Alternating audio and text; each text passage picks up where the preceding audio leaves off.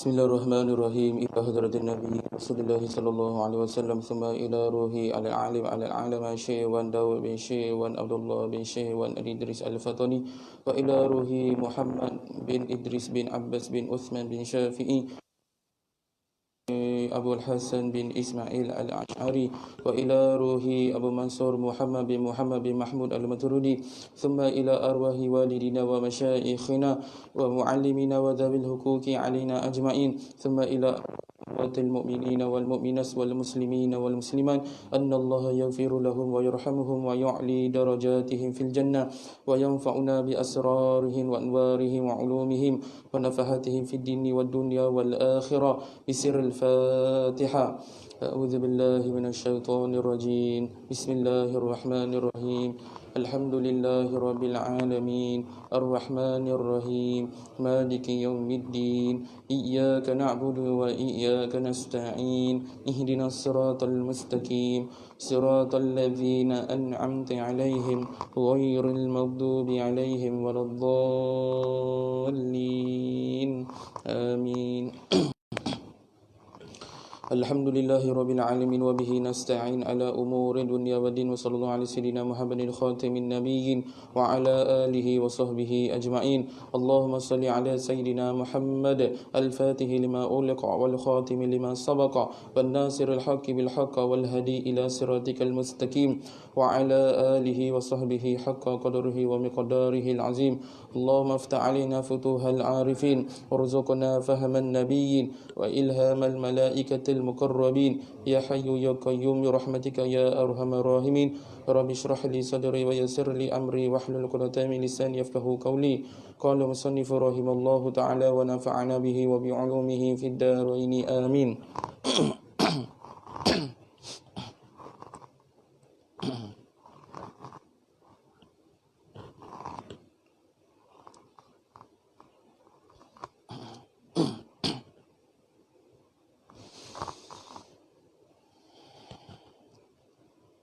Ke surat 133. Surat 133. Raja hendaklah merasa takut dan malu melakukan kezaliman, iaitu melakukan kejahatan. Daripada Ali bin Abi Talib, Nabi SAW bersabda, daripada Ali, Sayyidina Ali. Sayyidina Ali ini merupakan sepupu Nabi Muhammad sallallahu alaihi wasallam dan merupakan kepada anak Abu Talib. Abu Talib ni siapa ni? Iaitu bapa saudara Nabi Muhammad sallallahu alaihi wasallam yang sangat dikasihi. Iaitu Abu Talib. Kenapa ustaz ada panggil Abi Talib, ada Abu Talib? Berkenaan dengan Abi Talib, Abu Talib ini iaitu berkaitan dengan masalah sebutan bahasa Arab. Contohnya an abi. Contoh an Abi Talib, contoh an. Contohlah. Kalau ada an di hadapannya, maka akan sebutan jadi abi. Kerana di hadapan tersebut an tu merupakan harfun jar. Dia akan membariskan bawah selepas huruf an, selepas huruf harfun jar. Daripada abu jadi abi. Macam itulah maksudnya. Salah nak panggil Abu Talib betul juga, Abi Talib pun betul juga. Orang yang sama. Dan Sayyidina Ali ni merupakan menantu Nabi Muhammad. Sayyidina Ali ni berkahwin dengan anak Nabi yang bernama Fatimah. Fatimah. Apa kata Sayyidina Ali daripada Nabi Muhammad sallallahu alaihi wasallam bersabda, "Ma min 'abdin zulima fashakhasa bi basarihi ila as-sama'i illa qala Allahu 'azza wa jalla labayyaka 'abdi haqqan 'alayya la ansurannaka walau ba'da hin." Riwayat daripada Ja'far bin Muhammad. Maksudnya, mana-mana hamba yang terkena zalim, lalu matanya melihat ke langit, Allah Azza wa Jalla berkata kepadanya, "Aku ada, hai hambaku, menjadi tanggunganku menolong kamu walaupun sekian lama masa sudah berlalu. Jadi apabila kita dizalimi, kita jangan risau. Sesungguhnya Allah ni bersama dengan kita. Bersama dengan kita. Itu maksud dia. Bukan bermaksud Allah ni ada kat langit. Bukan bermaksud Allah ni ada kat langit. Langit ni adalah kiblat untuk berdoa. Baik. Dan daripada Ali bin Abi Talib radhiyallahu anhu, Nabi sallallahu alaihi wasallam bersabda, "Ala wa inna zulma thalatha. Zulmun la yughfaru wa zulmun la yutraku wa zulmun maghfurun. Fa amma zulmul ladzi la yughfaru fashriku billahi. Qala Allah Ta'ala, inna Allah la yaghfiru an yushraka bihi wa yaghfiru ma duna dzalika liman yasha. Wa amma zulmul ladzi la yutraku fa zulmul ibadi ba'duhum li ba'din. Wa amma zulmul ladzi yughfaru fa zulmul abdi li nafsi." Maksudnya, ketahuilah bahawa kezaliman itu ada 3 bahagian. Kezaliman itu ada 3 bahagian. Pertama, kezaliman yang tidak diampuni, tak akan diampunkan dosa dia. Tak akan diampunkan dosa dia. Yang kedua, kezaliman yang tidak ditinggalkan. Yang ketiga, kezaliman yang diampuni. Baik, kita tengok kezaliman yang pertama ni, yang tidak akan diampunkan. Apa itu kezaliman tu? Adapun kezaliman yang tidak diampuni itu ialah menyekutukan Allah. Maksud kat sini mensyirikkan Allah Subhanahu wa taala, iaitu menyembah yang lain berserta Allah. Maksud kat sini dia menyembah selain daripada Allah Subhanahu wa taala. Inna syirka la zulmun azim. Sesungguhnya dosa syirik itu amat besar. Dan orang yang melakukan syirik ni, Allah tak akan ampunkan dosa dia. Jadi kena faham, syirik ni terbagi kepada 2. Syirik khafi dan syirik jali. Kena tahu ni. Syirik khafi ialah syirik yang tersembunyi. Yang tersembunyi. Manakala syirik jali iaitu terang dan nyata. Syirik yang tersembunyi, kita pun tak perasan. Baik. Jadi terbagi pada 2 syirik ni. Yang pertama, syirik khafi ialah syirik yang kecil dan tersembunyi yang menyebabkan hilang atau luputnya pahala seseorang. Baik. Apa dalilnya ni? Dalil ni selalu kita baca, ataupun setiap malam kita baca surah ni.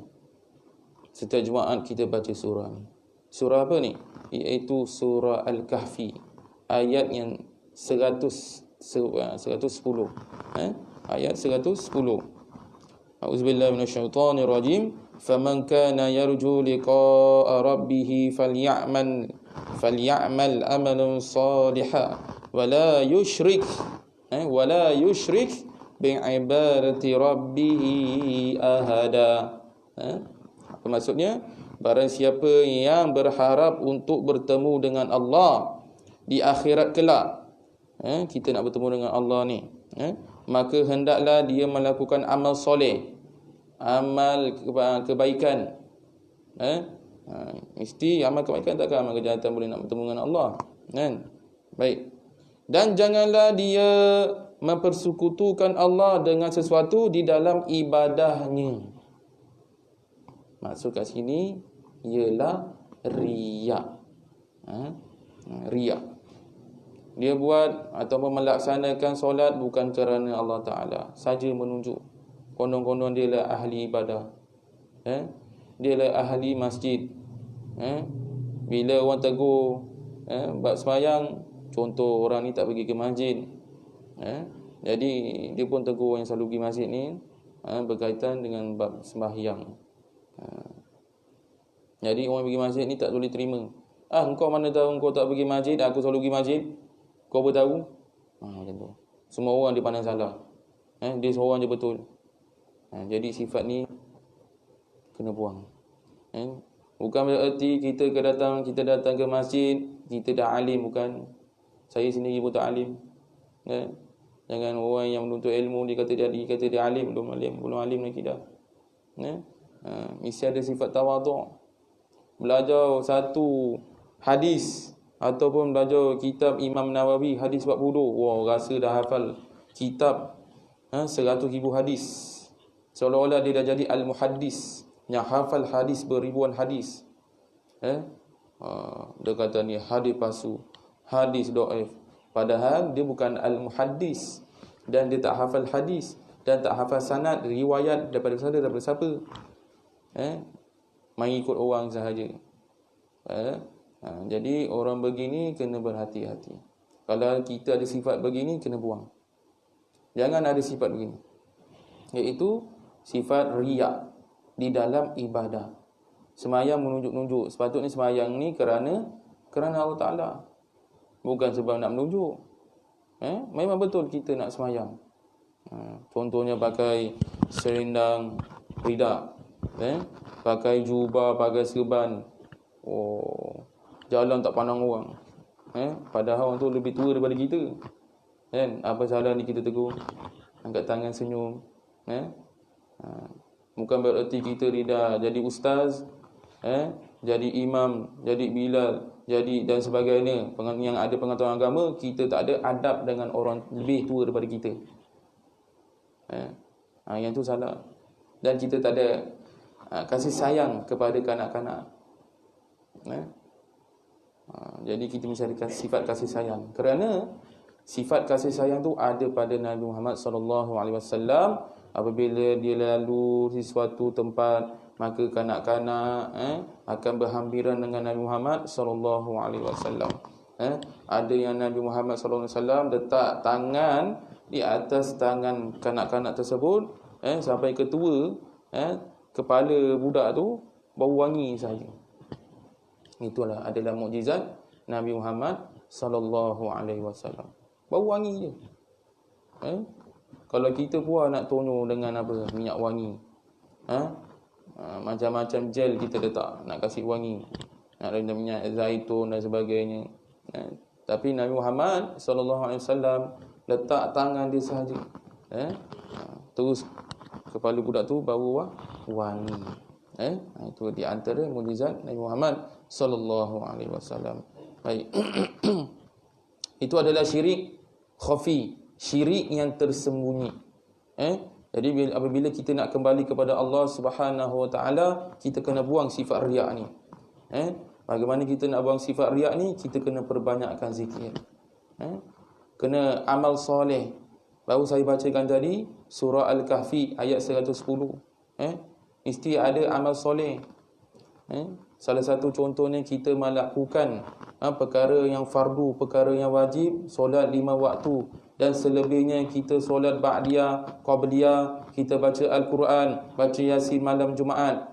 Nak baca surah lain boleh tak Ustaz? Boleh, tak ada masalah. Apa lagi? Kita berselawat ke atas Nabi Muhammad SAW pada setiap hari Jumaat, malam Jumaat. Kelebihan dia macam-macam. Tetapi pada hari ini, zaman sekarang, macam-macam. Buat selawat, kita berselawat lebih pun tak boleh, zikir pun tak boleh, zikir nama Allah pun tak boleh. Habis tak nak zikir nama siapa selain daripada Allah? Betul? Kita nak sebut nama siapa? Kalau tak boleh sebut nama Allah, nak sebut nama siapa? Nama saya lagi tak boleh, tak mujarab. Tak datangkan apa-apa. Ustaz tak dapat. Tak datangkan apa-apa faedah. Sebut nama Allah. Allah, Allah, Allah, Allah. Sebut. Jadi apabila kita dah terbiasa, bila kita dalam keadaan sakaratul maut, kita dapat hati kita, kalau kita mulut tak dapat gerakkan, iaitu mengucapkan kalimah la ilaha illallah, sekurang-kurang hati kita ni hidup dengan zikir Allah, la ilaha illallah, Ni kalau hati kita keras, apabila dalam keadaan sakaratul maut, bagaimana kita nak ingat Allah? Sedangkan yang kita hidup tak ingat Allah, nak mati pun ingat Allah. Faham tak? Kena perbanyakkan zikir. Buang sifat riak semua ni. Kena buang sifat riak. Kerana itu adalah syirik khafi. Syirik yang tersembunyi.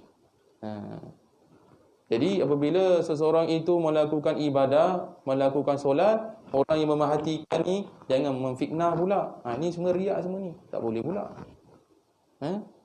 Sedangkan kita tak tahu apa niat dia dalam hati dia. Jangan menilai orang. Baik. Kemudian syirik jali, iaitu syirik yang besar, syirik yang terang dan nyata. Terang memang terang, dia tidak menyembah Allah. Dia mempersekutukan Allah. Itu adalah dosa yang Allah tak akan ampunkan selama-lamanya. Syirik dengan Allah. Kena berhati-hati. Berhati-hati. Kalau dosa zina, Allah ampunkan. Dosa mencuri, Allah ampunkan. Dosa apa lagi? Semua Allah ampunkan. Tetapi dosa syirik, Allah tak akan ampunkan. Dan diharamkan masuk ke dalam syurga. Jadi berhati-hati. Jangan kita nak jadi kita minta bantuan daripada bomoh le. Sedangkan Allah yang maha penyembuhkan segala penyakit. Contohnya hujan, kan?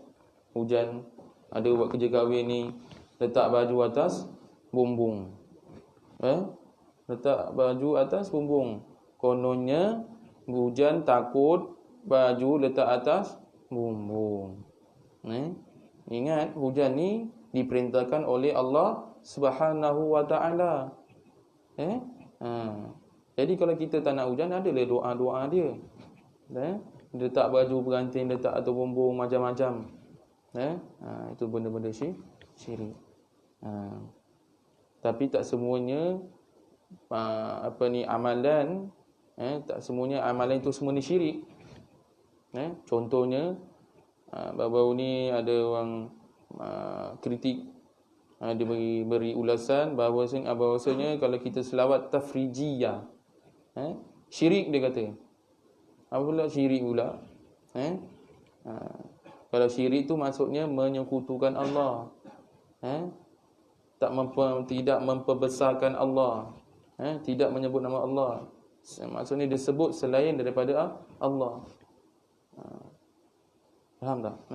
Selawat pun boleh kata syirik. Mana datang ni selawat syirik ni? Kan? Sedangkan selawat ada di dalam solat. Betul? At-tahiyyatul mubarakatus salawatut thayyibatu lillah. Assalamu alayka ayyuhan nabiyyu wa rahmatullahi wa barakatuh. Assalamu alayna wa ala ibadillahi salihin. Ashhadu an la ilaha illallah wa ashhadu anna Muhammadar Rasulullah. Itu tahiyat. Habis. Allahumma salli ala sayyidina Muhammad. Baru masuk rukun selawat ke atas Nabi. Faham? Kena bezakan. Tahiyat beza dengan selawat. Faham? Kemudian wa ala ali sayyidina Muhammad, selawat ke atas keluarga Nabi. Kemudian kama sallaita ala sayyidina Ibrahim wa ala ali sayyidina Ibrahim, selawat ke atas keluarga Nabi Ibrahim. Hukum dia sunat. Wajib ke sunat? Sunat. Ni dalam solat. Yang wajib tu Allahumma salli ala sayyidina Muhammad wa ala ali sayyidina Muhammad. Sampai wa ala ali sayyidina Muhammad tu sunat. Tetapi sunat abad. Sunat abad. Kena bezakan. Tahiyat dengan selawat kata Nabi dan selawat ke atas keluarga Nabi tu berbeza. Kemudian selawat ke atas Nabi Ibrahim berbeza. Hukum dia sunat. Jangan kata wajib. Sedangkan itu adalah perkara sunat. Baik. Jadi syirik jali Allah tak akan ampunkan. Allah tak akan ampunkan. Baik. Kita tengok Dia kata apa? Sesungguhnya Allah tidak mengampuni orang yang menyekutukannya dan dia mengampuni selain daripada itu bagi sesiapa yang dikehendakinya. Baik, kita tengok nombor 2. Adapun kezaliman yang tidak ditinggalkan itu ialah kezaliman sesetengah hamba terhadap orang lain. Kerja menghisap, iaitu menghitungkan antara orang yang menzalimi dengan orang yang dizalimi tidak dapat dielakkan sehingga yang dizalimi meredainya. Maksudnya kita ni membuat zalim ke atas orang lain. Membuat zalim ke atas orang lain. Jika orang itu yang kita buat zalim tu diampunkan dosa kita, baru dosa kita diampunkan. Contohnya siapa mengumpat ustaz ni, siapa tak minta maaf, berdosa. Tapi saya semua dah maafkan. Siapa mengumpat saya dan sebagainya, contoh. Tak ada isu siapa mengumpat ustaz, tak ada. Ini contoh. Siapa mengumpat ustaz, dia berdosa selagi saya tak ampunkan. Dekat akhirat nanti dia akan cari saya. Dia tak lepas masuk syurga ni. Pasal apa? Dia macam-macam, dia maki ustaz tak betul lah, apa dan sebagainya. Dekat akhirat nanti dia akan jumpa saya nanti, minta diampunkan. Tu contoh. Tapi sebelum saya tidur, waktu malam, semua saya dah ampunkan dosa-dosa orang yang buat salah dengan saya. Sama ada saya tahu ataupun yang saya tak tahu. Itu yang terlebih bagus sebenarnya. Faham? Kena buat macam tu sebelum tidur. Kena maafkan orang. Jadi apabila kita buat amal macam tu, mudah-mudahan kita tak tahu kita ada buat salah dengan orang. Mudah-mudahan orang yang kita ada buat salah kat orang tu, dia pun ampunkan dosa kita nanti. Itu lebih baik. Baik. Manakala kezaliman yang diampuni ialah kezaliman hamba terhadap dirinya. Orang ni melakukan kezaliman pada dirinya sendiri. Contoh dia tidak solat, zalim pada diri sendiri. Pasal apa? Bila orang yang tak solat ni, dia akan masuk ke dalam neraka. Masuk ke dalam api neraka. Sedangkan orang yang solat lambat boleh masuk ke dalam neraka. Apatah lagi orang yang tak solat. Faham? Orang yang solat lambat akan masuk ke dalam api neraka. Tu yang solat lambat. Kalau yang tak solat masuk syurga, mana boleh. Sudah tentu masuk api neraka. Jadi nanti dekat akhirat, apabila dia masuk ke dalam api neraka, dia solat dekat dunia tetapi lambat, saja-saja lambatkan. Tak ada urusan apa-apa yang penting. Jadi saja dekat dunia dia solat lambat. Apabila dekat akhirat dia masuk api neraka, nanti dah habis hukuman dia tu, nanti amalan dia tu menjelma kepada orang tua. Dia akan selamat, dia akan pegang tangan orang yang masuk api neraka ni. Jadi orang yang masuk api neraka ni, dia akan bertanya, wahai orang tua, kenapa engkau selamatkan aku terlalu lambat sangat? Kenapa engkau selamatkan aku terlalu lambat sangat? Jadi orang ni pun dia senyum. Kerana waktu di dunia engkau selalu lambat-lambatkan solat. Inilah amalan kau yang sebenarnya. Amalan tu menjelma sebagai orang tua. Dijelmakan. Faham tak? Itu maksudnya kezaliman. Kita kena minta ampun kepada Allah Subhanahu Wa Taala. InsyaAllah. Kalau kita minta ampun bersungguh-sungguh kepada Allah Subhanahu Wa Taala, Allah akan ampunkan. Jadi apabila kita berdoa kepada Allah Subhanahu Wa Taala, kita kena memuji Allah. Sesungguhnya Engkau lah Maha melihat, sesungguhnya Engkau lah Maha mendengar, sesungguhnya Engkau lah Maha mengetahui. Kena puji Allah dulu. Ni tak ada tiba-tiba minta dulu. Tak boleh.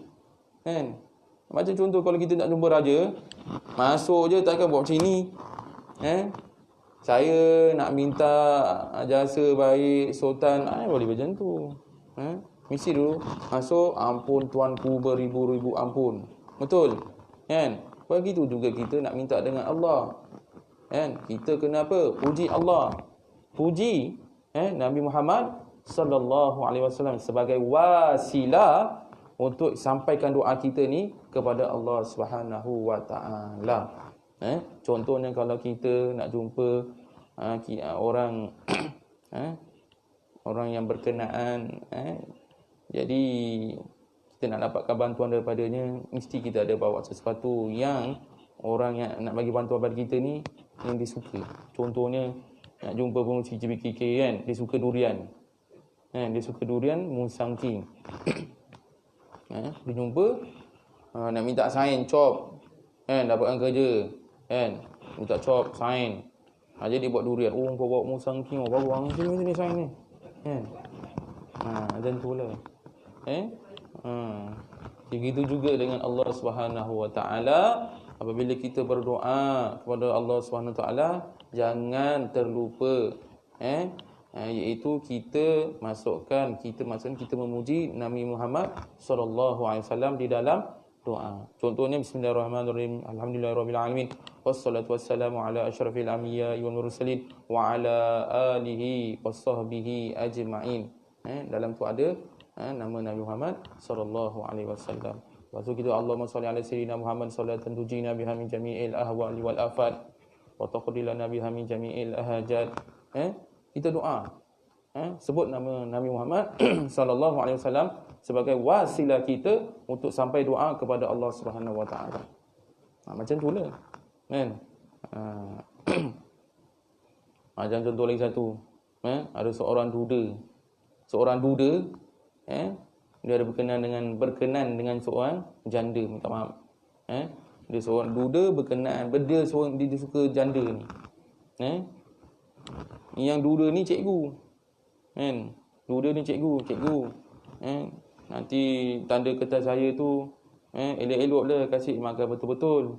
Yang mana agak-agak jawapan tu yang tak betul tu, cikgu punya mata right je lah. Kau mana boleh macam tu. Jadi yang anak murid ni bawa ibu tunggal. Lawa pula tu kan. Jadi dia jumpa cikgu nak berkenal dengan ni. Siapa dia kata. Tak apa nanti cikgu kau periksa nanti. Cikgu bagi makan penuh nanti kan. Contoh.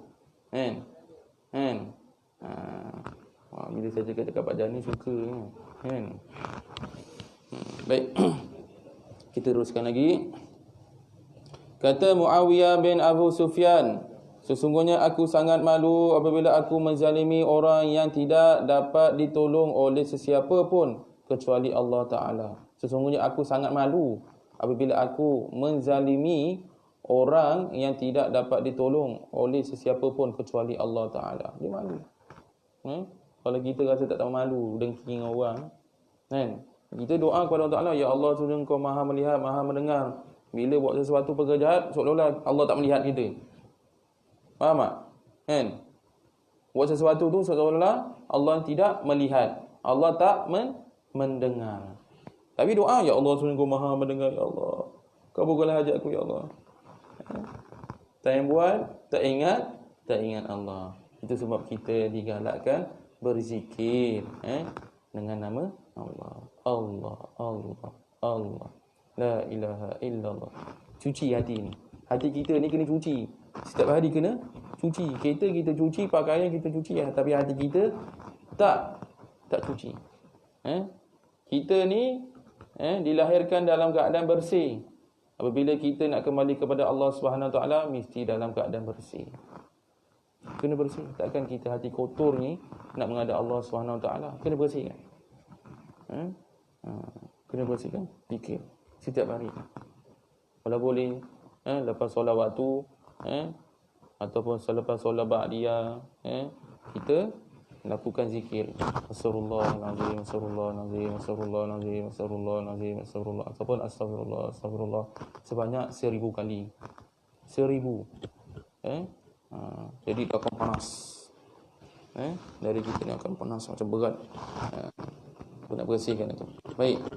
Kata sesetengah hukama ni maksud orang yang bijaksana. Hukama, asal daripada perkataan hakama. Hakama, hakim. Iaitu digelarkan orang yang mengadili masalah ni dipanggil hakim dekat mahkamah. Hakim, hakama, hukama. Orang yang bijaksana. Hendaklah kamu menyebut keadilan Allah padanya apabila kamu menzalimi seseorang dan menyebut kekuasaan. Dan janganlah engkau berbangga menggunakan menumpahkan darah kerana pun akan mati seperti perkara jahat. Kita akan ditimpa macam tu juga nanti. Kalau tak di dunia, dekat akhirat nanti. Jadi berhati-hati. Kata Abu Thawr bin Yazid, bermula batu yang tidak halal yang dimasukkan ke dalam bangunan rumah adalah cengkeram bagi kebinasaannya.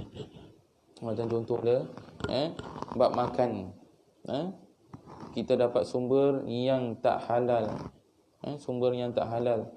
Kemudian kita bagi sumber tu, duit tu, ataupun bagi makanan daripada sumber yang tak halal kepada anak-anak, kepada isteri, jadi akan menjadi kebinasaan.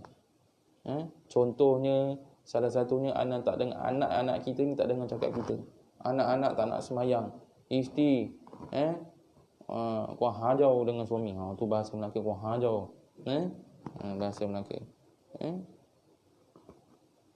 Jadi dah kahwin lama pun boleh bergaduh. Faham tak? Bertekak sana, bertekak sini.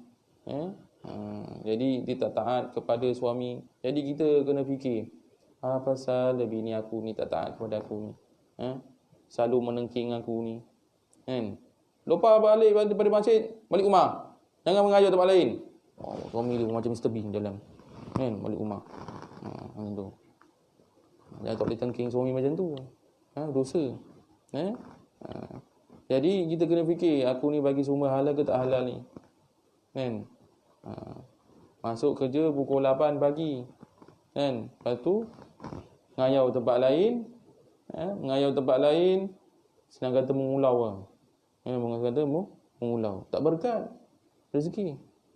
Rezeki yang kita dapat tu tak berkat sebenarnya. Waktu kita bekerja tu. Kalau dah tak ada kerja tu betul. Dah tak ada bekerja lagi, Ustaz nak buat Ustaz, jadi saya duduk Ustaz. Tu tak apa. Ni time kerja, masuk pukul 8, balik pukul 5. Lepas Zuhur baru buat kerja. Waktu pagi tu mengulau, pergi tidur, tempat lain sorok, tidur tu, apa sebagainya. Tu tak berkat. Jadi kita bagi hasil sumber rezeki tu kepada anak-anak. Jadi macam-macam. Hati anak kita yang akan jadi keras. Memang betul kalau belah memang tekan lembut. Maksudnya keras ni macam mana cakap Yalah, tak dengar cakap apa semua sebagainya kan. Itu fake ni. Jadi kita kena perbaiki diri kita lah. Daripada sumber mana kita dapat berkat tak berkat kita bekerja selama ni. Aku mengular ke tak mengular ke, time bekerja. Kalau kita bisnes sendiri tak apa. Bisnes sendiri tak apa. Bisnes, kalau kerja dunia tinggalkan akhirat. Akhirat ni akan tinggalkan kita. Kalau kita berniaga, bisnes sendiri, kita kerja dunia, akhirat akan tinggal kita. Jadi kita kena kejar akhirat, dunia akan kejar kita. Faham tak? Semayang diutamakan. Jangan tinggalkan solat. Dan sesetengah orang berkata, syurga itu negeri kekal. Tetapi jika dimasukkan satu atau sepotong kayu hasil daripada kezaliman, aku khawatiri ia akan binasa. Maksud kat sini, ia sangat hampir kepada kebinasaan bagi rumah yang diambil batu atau kayu yang haram. Contohnya lah, buat rumah daripada kayu. Buat rumah daripada kayu. Kayu tu ada nanai. Benda yang tak baik, kayu tu ada nanai. Selang berapa 2 tahun, rumah tu pun runtuh. Pasal apa? Dimakan nanai. Kan? Tu maksud dekat sini. Jadi apabila kita melakukan satu kezaliman, nak masuk syurga memang tak dapat. Apa disebabkan? Kezaliman kita. Sama ada pada Allah atau pada orang lain ataupun pada diri sendiri. Baik. Ada satu cerita berkenaan Anushirwan, Raja Parsi, di mana beliau mempunyai seorang guru yang mengajar ilmu adab kepadanya sehingga ia menjadi masyhur. Masyhur ni maksudnya popular, gelima dalam ilmu itu. Pada suatu hari, guru tersebut memukulnya dengan ketiadaan dosa, tiada kesalahan, tak ada salah apa-apa, guru dia pukul ni. Lalu ia menyimpan perasaan marah. Yang anak murid ni menyimpan perasaan marah, menyimpan perasaan marah terhadap gurunya. Maka apabila beliau menaiki takhta kerajaannya, beliau berkata kepada gurunya, wasiat ni kata, wasiat kau, aku naik takhta ni memang aku nak marah kau ni. Jadi dia akan tanyalah, apakah yang membebankan engkau sehingga memukul aku pada hari sekian-sekian dengan kezaliman? Ditanya guru dia. Maka kata gurunya, apabila aku melihat engkau sangat meminati ilmu dan aku berharap engkau memiliki kerajaan selepas bapa engkau, maka aku mengasihi engkau. Dia kesian, dia tak nak anak dia ni akan jadi seorang yang zalim. Jadi cara mana dia buat? Dia selalu pukul. Anak murid ni pukutan, buntut ke apa sebagainya, tak tahu boleh. Wallahu alam. Maka aku mengasihi engkau, lalu aku merasakan kepada engkau kezaliman supaya engkau tidak berbuat zalim kepada seseorang. Jadi bila dia bagi tahu, guru dia bagi tahu, sebenarnya apabila engkau merasai kezaliman yang aku pukul pada engkau tu, bila engkau naik takhta, engkau tak akan melakukan kezaliman pada orang lain. Pasal apa? Engkau dah rasa kezaliman tu sebelum kau naik takhta, naik kerajaan. Faham? Jadi contoh, kalau kita hidup tak pernah merasa kesusahan, tahu-tahu hidup senang dia, duit dapat terus. Bapak kaya, apa yang anak-anak semua dia bagi. Ya, nak iPad bagi. Apa lagi? Macam-macam dia bagi.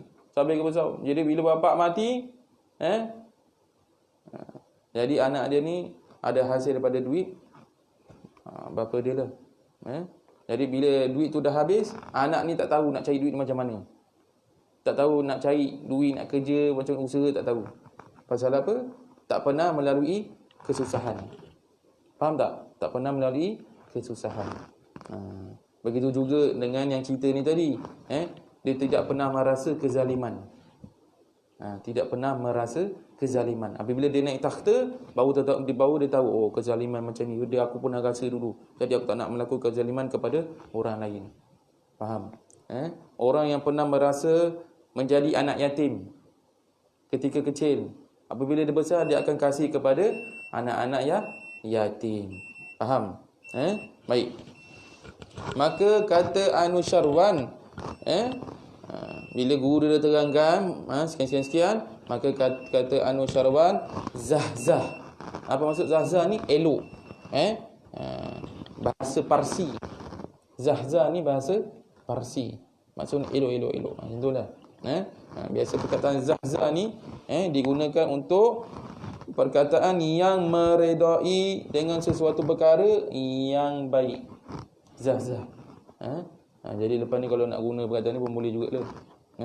Bagus kan. Kalau kita cakap bagus kan, itu ubah sikit. Zah. Bahasa Parsi ni. Baik. Sesetengah raja zaman dahulu menulis syair ini. Syair pada hamparan mereka. Di dalam kitab apa ni? Dalam kitab Al-Mustadrif, dan kitab Sirajul Muluk. Ada syair ni. La tazlimanna idza ma kunta muqtadira fazulmu masdaruhu yufdi ila ad-damam ila an-nadam tanamu aynaka wal mazlumu muntabih yad'u alaika wa aynullahi lam tanam. Janganlah kamu menzalimi orang bila kamu berkuasa, kerana kezaliman itu akibatnya membawa kepada penyesalan. Bila kita buat kezaliman, kita akan menyesal. Kedua mata kamu tidur, tetapi orang yang dizalimi berjaga malam, berdoa tentang engkau, sedangkan mata Allah tidak tidur. Sedangkan Allah ni, mata Allah ni tidak tidur, bukan maksud Allah tu ada mata. Maksud kat sini bahasa kiasan. Bahasa kiasan. Contohnya lah, okey, baik, keputusan semua ada di dalam tangan saya. Keputusan semua ada di dalam tangan saya. Kalau buka tangan, mana ada keputusan? Faham tak? Bahasa kiasan. Itu maksud dia. Jadi kita tidur, orang yang dizalimi ni, dia berdoa kepada Allah SWT agar dibalas balik. Orang yang buat zalim ni. Jadi orang yang dizalimi ni, doa dia makbul. Jadi hati-hati. Kita dengki kat orang apa semua sebagainya. Bila orang ni doa kepada Allah SWT, insya-Allah mungkin Allah akan makbulkan. Kalau dia doa yang minta macam-macam tu, macam yang pelik-pelik, macam tu tak boleh makbul ni. Contohnya doakan orang tu, ya Allah, kau matikan dia, siksa masuk neraka. Wah, macam tu tak boleh. Sampai macam tu sekali, tak boleh lagi. Baik, sikit lagi. Doa anak panah malam. Bukan kita dengan tajuk ni, doa anak panah malam ni bukan dengan tengok panahnya tu. Anak panah malam ni maksud senjata orang yang dianiaya. Orang yang dianiaya sebenarnya. Apa syair dia? Dan kata syair lagi dalam kitab yang sama, atahza'u bid-du'ai wa tazdari wa ma tadri bima sana'ad du'a sihamul laili nafidatun walakin laha amadun walil amadin qida. Janganlah kamu memperlekehkan doa serta mempermainnya. Kamu tidak menyadari bagaimana doa anak panah malam. Orang yang dialami ni, dizalimi ni, dia berdoa kepada Allah Ta'ala pada waktu malam. Itu maksud dekat situ. Yang sangat membolusi itu bertindak. Baginya menunggu masa untuk mengena sasaran. Doa ni, orang yang dianiaya. Tunggu saja Allah makbulkan doa yang dianiaya. Jadi apabila Ahmad bin Talun bin Abu Abbas bertindak zalim dan tidak adil, sekalian rakyat jelata bersuara lantang atas kezalimannya itu, lalu mereka pergi bertemu dengan Sayyidah Nafisah. Sayyidah Nafisah ni merupakan keturunan Nabi Muhammad SAW, yang mana Sayyidah Nafisah ni merupakan anak perempuan Imam Abu Hasan Al-Anwar bin Zaid Al-Ablash bin Imam Al-Hasan bin Imam Ali bin Abi Talib, merupakan keturunan Nabi Muhammad SAW yang dilahirkan di Mekah pada tahun 145 Hijrah. Faham? 145 Hijrah. Sayyidah Nafisah ni merupakan wali Allah. Wali perempuan, wali. Ingat perempuan ada. Jangan fikir lelaki jadi wali Allah, perempuan pun ada wali Allah. Dia jadi mereka bertemu kepada Sayyidah Nafisah, iaitu Syarifah, yang sangat zahid. Zahid bermaksud zuhud. Zuhud. Orang yang tidak hiraukan dunia. Contoh dibagi emas, diibaratkan emas tu seperti tai unta. Faham tak? Kalau contoh dapat emas, awak nak fikir tak?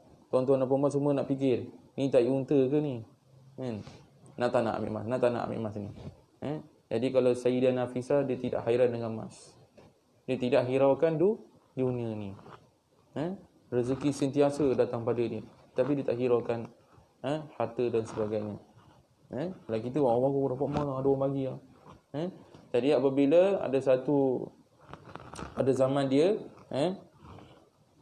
dia ni seorang yang zuhud, alim, wali Allah.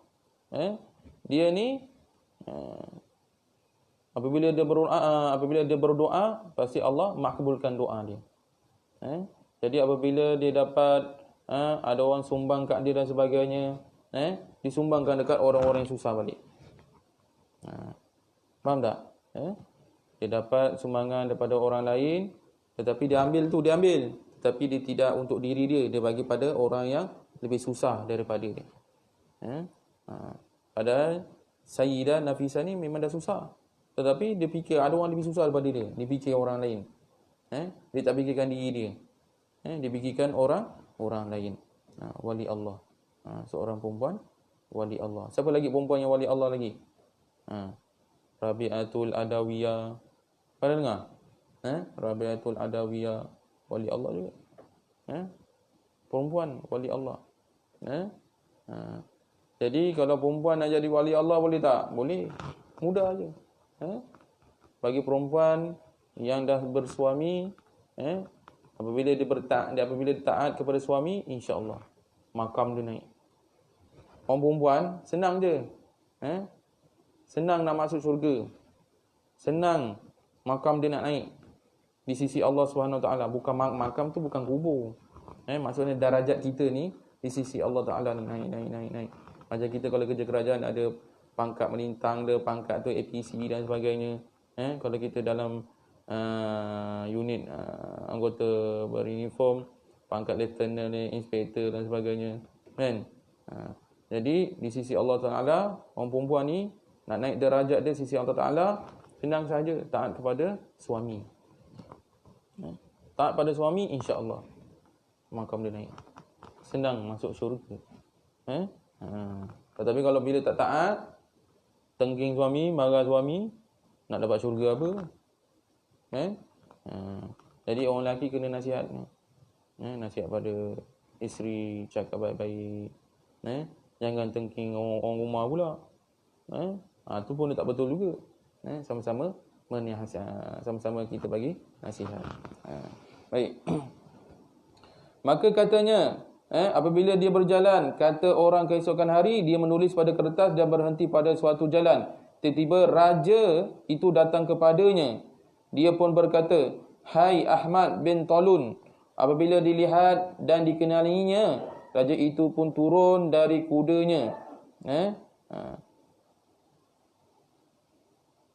Kemudian berjalan kaki dan mengambil kertas itu daripada tangannya. Lalu dibacanya.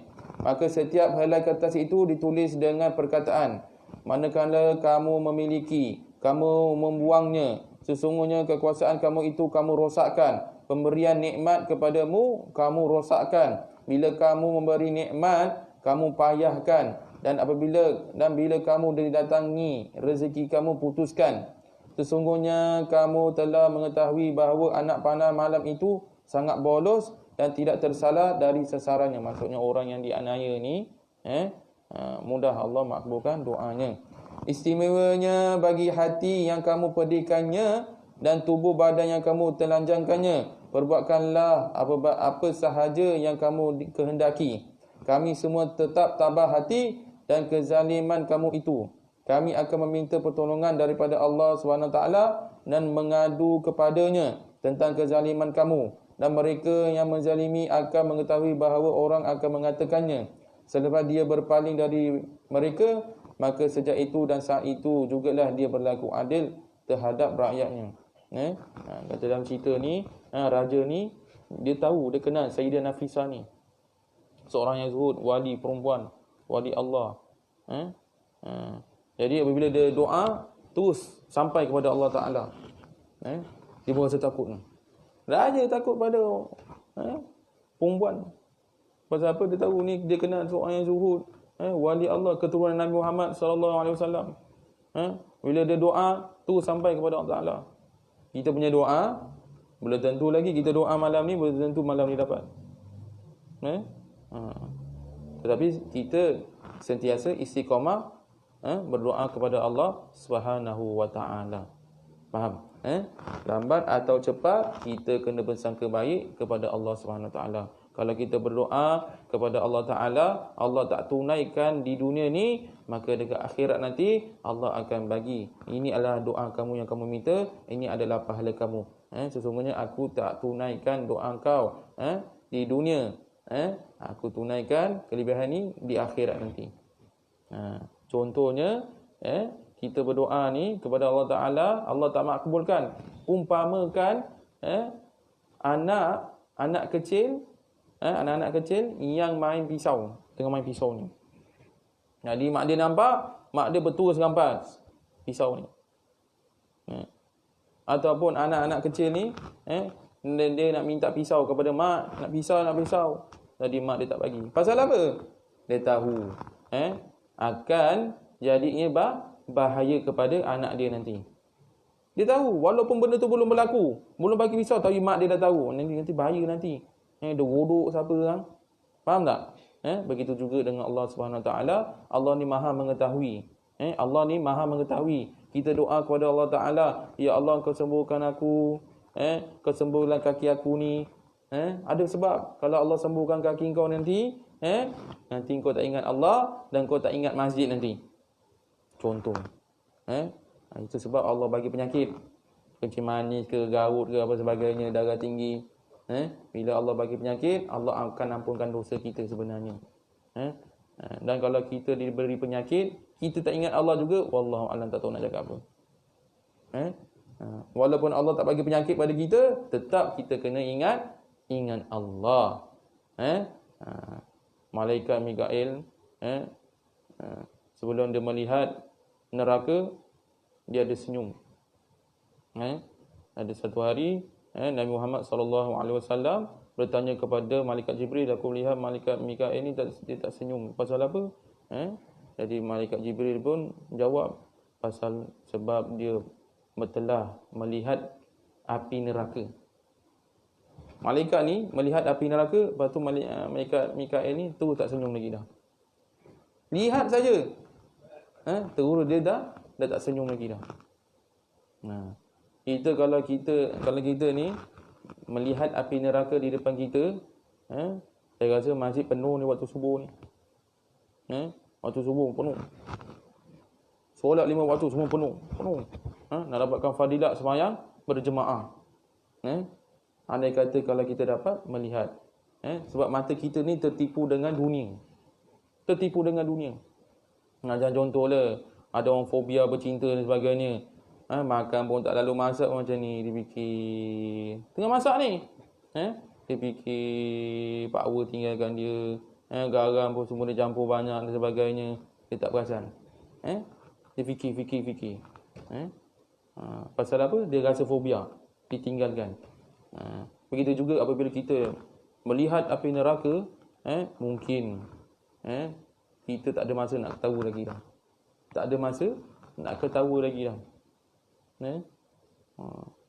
Kat masjid dia mungkin. Pasal apa? Dah melihat api neraka, takut. Azab api neraka. Sebab apa? Mata kita dia tertipu dengan dunia. Dunia ini hanyalah sementara sahaja. Kita cari dunia, masjid pun tak datang, sembahyang solat fardu berjemaah pun tak datang. Time waktu ada kematian baru datang masjid. Time nikah baru nak jumpa imam. Mana mana satu imam pun tak kenal. Bilal pun tak kenal. Itu yang payah. Imam tak kenal, Bilal pun tak kenal, dia tak kenal. Itu yang payah. Okey, baik. Cukup sekadar ini saja yang saya dapat sampaikan. InsyaAllah kita akan sambung pada minggu hadapan. Apa yang baik itu datang daripada Allah, yang kekurangan itu datang pada kelemahan saya sendiri. Maka saya akhiri dengan tasbih kifarah dalam surah wal asr. Subhanakallahumma wa bihamdika asyhadu an la ilaha illa anta subhanaka inni kuntu zalimin. Bismillahirrahmanirrahim. Wal 'asr innal insana lafi khusr illa alladhina amanu wa 'amilus solihati wa tawassaw bil haqqi wa tawassaw bis sabr. A'udzubillahi minasyaitonir rajim. Bismillahirrahmanirrahim. Alhamdulillahirabbil alamin. Wassalatu wassalamu ala asyrafil anbiya'i wal mursalin wa ala alihi wa sahbihi ajma'in.